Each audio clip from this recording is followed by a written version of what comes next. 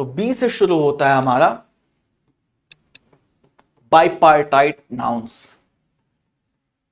Bipartite nouns समझ में आता है? किसी ने कभी ये वर्ड सुना है? कुछ लोग जो मेरे स्टूडेंट होंगे शायद उन्होंने सुना होगा, कुछ लोग होंगे जो अच्छे टीचर्स के स्टूडेंट्स होंगे उन्होंने भी सुना होगा, कुछ ने अच्छी किताबें पढ़ी होंगी, सुना होगा। चलो बताता हूं, बी से एक और वर्ड होता है बाइनोकुलस या बिनोकुलस। ठीक है, बाइनोकुलर नहीं होता है या बाइनोकुलर नहीं होता है, उसमें एस हमेशा लगेगा। ऐसा कोई तरीका नहीं है कि तुम उसमें से एस निकाल सको। याद रखना, एक दूरबीन भी है तो उसको बाइनोकुलस कहोगे, कई हैं तब भी बाइनोकुलस कहोगे। ठीक है, यही किस्सा होता है जीन्स के साथ, यही किस्सा होता है सिजर्स के साथ। सिजर्स, कैंची, सिजर नहीं होता, सिजर्स होता है। पैंट्स, ट्राउजर्स, इन सब के साथ यही सीन है। गॉगल्स, ग्लासेस, स्पेक्टिकल्स, टोंग्स, और इन सभी को हम क्या कहते हैं?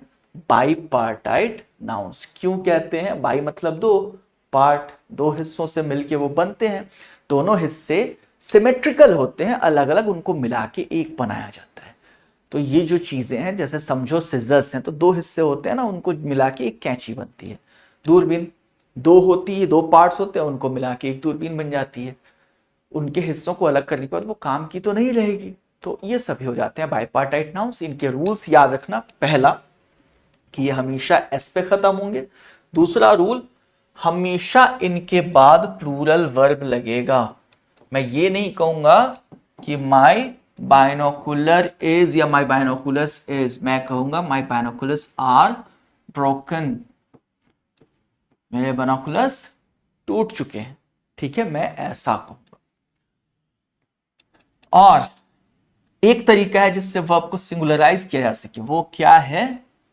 अ पेयर ऑफ लगा के। अगर लगा हो अ पेयर ऑफ, ये क्वेश्चंस काफी आते हैं।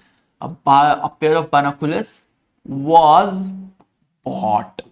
एग्जाम्स में क्या करेगा ना, क्वेश्चन ऐसे दे देगा और ये वाले पार्ट को स्लैशेस के बीच में डाल देगा। अब होता क्या कि दिमाग सीधे देखता है कि बाइनोकुलस लिखा हुआ है, उसके साथ सिंगुलर वर्ब है, तो फिर वो कंफ्यूज हो जाते हैं बच्चे, अ पेयर ऑफ भूल जाते हैं। ठीक है, तो उनको भूलना नहीं है। ठीक, चलो, तो ए बी, बी से एक और चीज होती है, उसको भी समझ लो तुम लोग। बी से होता है हमारा बिसाइड, और बी से ही होता है हमारा बिसाइड।